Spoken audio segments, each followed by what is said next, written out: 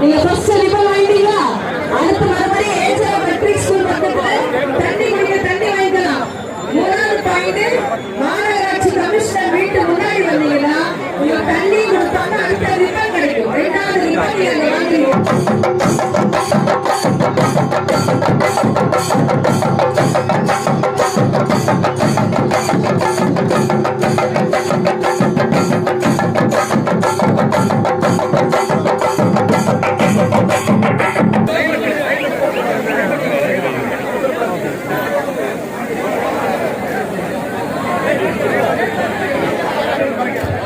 Sir கொஞ்சம் இங்கே பார்த்துக்கோங்க.